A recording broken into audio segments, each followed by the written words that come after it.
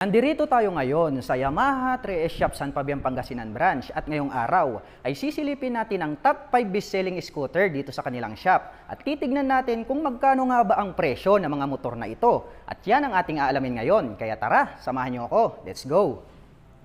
Ito ang Yamaha NMAX 155, ang pambansang motor ng mga taong loyal. Dahil kahit tukso na ang lumalapit, hindi na aakit. Kahit pera ang kapalit, hindi kumakapit. At kapag iyong pinilit ay agad nagagalit, kaya panatag ang iyong kalooban kahit matay nakapikit. Dahil kahit anong mangyari ay hinding-hindi ka ipagpapalit.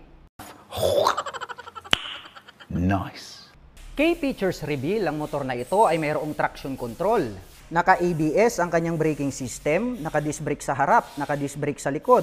Naka-keyless na din ito. May SSS, may side stand engine cut-off switch at naka-fully digital dashboard. May malapad na upuan, may spacious na underseat compartment at ito ay equipped with dual shock absorber para sa kanyang rear suspension. At napakaganda rin ng kanyang headlight design dahil nga pabilog ang hugis nito, kaya very attractive pagmasdan. Anyway mga ka-LM, ang Yamaha NMAX 155 ay available in 2 model variation dahil meron itong BKT 200 at yung new model na BKT 300.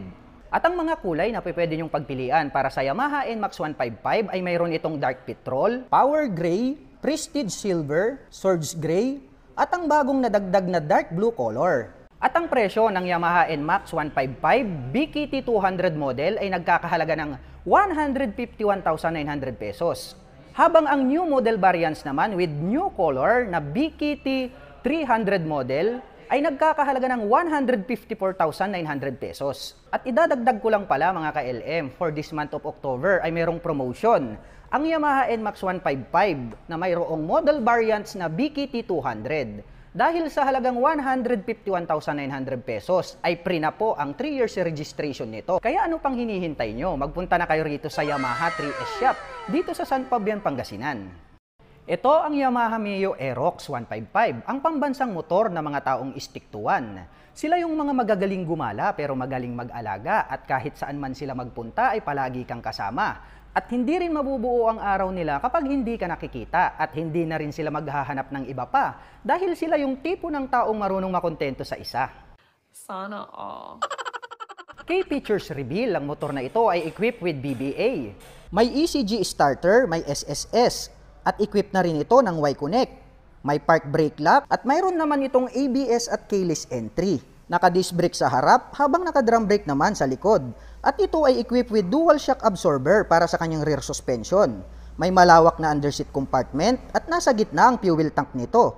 May aggressive na headlight design at sharp ang mga edges. Anyway mga ka-LM, ang Yamaha Aerox 155 ay available in 2 model variation dahil mayroon itong S version at ang standard type. At ang mga kulay na pwede nyong pagpilian para sa S version ay mayroon itong matte black, premium white. Habang ang standard type naman ay available sa color na Cyan Storm, Yamaha Black, Matte Gray at Race Blue. At ang presyo ng Yamaha Mio Aerox 155S version ay nagkakahalaga ng 145,000 pesos. Habang ang standard type naman ay nagkakahalaga ng 124,000 pesos. Ito ang Yamaha Mio Paseo 125, ang pambansang motor ng mga taong mapagmahal. Dahil alang-alang sa pag-ibig ay handa silang magpagal, handa nilang ialay ang kanilang buhay at isugal. Sana all na lang talaga makahanap ka pa ng taong marunong magmahal. Sa panahon kasi natin ngayon, presyo na lang ng bilihin ang nagmamahal. Key features reveal, mayroon itong rounded shape na body design. Napakasimple pero ang bigat ng datingan. Ma-appreciate mo talaga ang kanyang classic looks na may pagka-modern style. At pagdating naman sa braking system, naka-disc brake sa harap habang naka-drum brake naman sa likuran. At equipped naman ito ng single shock absorber para sa kanyang rear suspension. May decent na lapad ng upuan, may neat na underseat compartment, at ang kagandahan pa nito ay equipped with Y-Connect at mayroon na rin itong USB charging socket.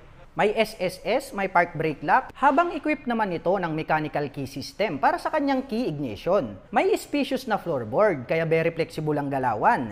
At ang mga kulay na pwede nyong pagpilian para sa Yamaha Fashion 125 ay available in 3 color variation dahil mayroon itong cyan, red, at ivory white.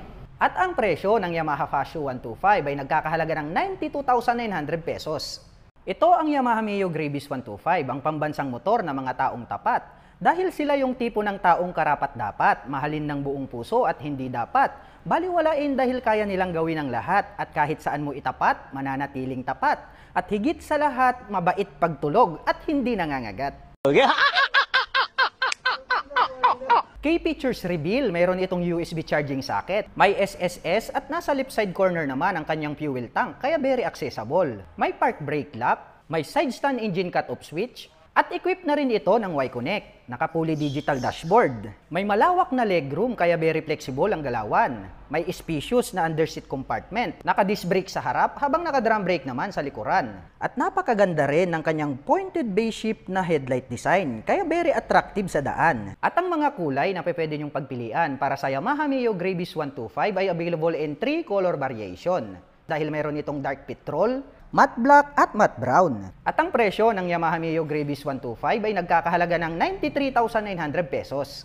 Ito ang Yamaha Mio Gear 125, ang pambansang motor ng mga taong mapagbigay.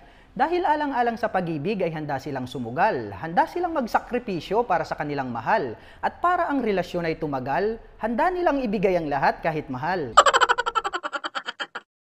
K-Features Reveal, ang motor na ito ay may malapad na upuan. May neat na underseat compartment at mayroon na rin itong park brake lock. Mayroong SSS entry, naka-side stand engine cut-off switch, at naka-mechanical key system naman para sa kanyang ignition. Equipped with USB charging socket.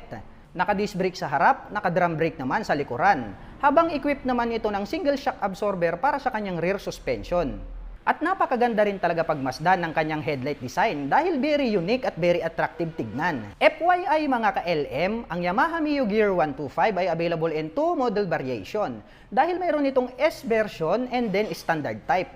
At ang mga kulay na pwede nyong pagpilian para sa S version ay mayroon itong matte black at matte brown. Habang ang standard type naman ay mayroong matte gray at worn gray.